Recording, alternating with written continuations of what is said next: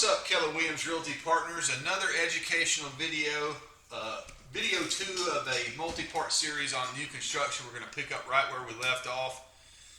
Another question. When we get closer to closing, can we contact the builder directly if there are any issues?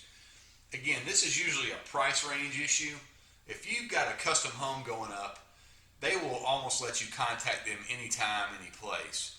And when I say the builder, what I mean is usually the general superintendent or the general contractor, whoever's responsible for that particular house. If you're in a new construction neighborhood with one of the big builders and you're in the $4 to $5, maybe even $600,000 price range, generally all communication has to go through the on-site agent. That's nothing new. It's important that you know that when your buyers get frustrated about something, number one, it's probably a good idea to ask them to trust the process. But more importantly, you cannot reach out almost always directly to that builder or that general superintendent. All communication, just about all communication usually goes through the on-site agent. Again, not much we can do about this, but it's a good idea to let your buyer know about that.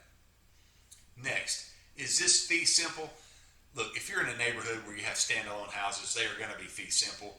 But if you're in a townhouse development or a condo development, you need to know one way or the other if it's fee simple or not. It's going to be a good question to ask. But again, usually you know ahead of time.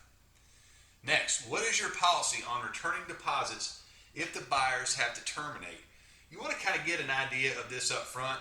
You may not be able to change anything about this, but sometimes that earnest money or that deposit due is hard right away, meaning if you walk away from the contract for any reason whatsoever, they're going to keep that money.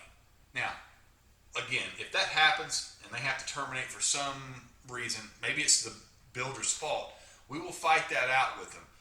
But buyers need to know that returning of deposits is pretty on the responsibility of, or at the discretion of, I should say, the builder. Okay? Most of the time when they write a check, they need to know that that money's going to be gone forever unless something really crazy happens. Okay? Second to last question here. Is there a finance contingency or appraisal contingency in the contract? Sometimes there is, sometimes there isn't. The one that you almost never see is a finance contingency. They're going to assume that you're good to go on financing. And if your financing falls through for whatever reason, as the buyer, I should say, the buyer's financing falls through, they're probably not going to get their earnest or deposit back. Okay? If they lose their job right before, they're probably not going to get it back. Appraisal contingency. In all the new constructions I've done, I've never had one time an appraisal issue. I always ask, have you had any appraisal issues? Now, they could lie to my face, but I have never heard anybody say they've had appraisal issues, and I have never had an appraisal issue on any of mine that I've done. And rest assured, there was an appraisal done on every single one of them. Again, this is drawing contrast between this and a resale contract, where there's usually, in a new construction, there's usually no finance contingency, and there usually isn't an appraisal contingency. And finally, can you send us a copy of the contract? They're almost always willing to do that.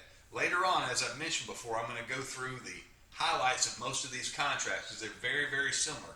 There's two things you need to know, though. Number one, these contracts are written by the buyer or the builders and their attorneys. They almost always lean to the benefit of the builder. It's very important to know that. Secondly, here's what I do. If I were you as a buyer's agent, I would take the time, and they're very long, but I would read every word of that contract.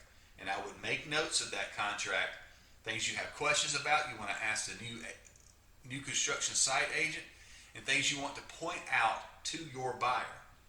I would also give them the contract, and I would put it on them too. Mr. and Mrs. Buyer, here's the contract. I know you probably don't want to do this, but my suggestion to you is to read every word of this contract. Just like on a seller's disclosure, you might say, Mr. and Mrs. Buyer, read every word of this. Or on an inspection that they have done. Hey, Mr. and Mrs. Buyer, read every word of this inspection. Same thing for a contract. Now, I'm going to tell you, most of them aren't going to do it. But you can at least say that you did ask. Okay. More about the contract later. Thanks for watching, and we'll talk to you soon.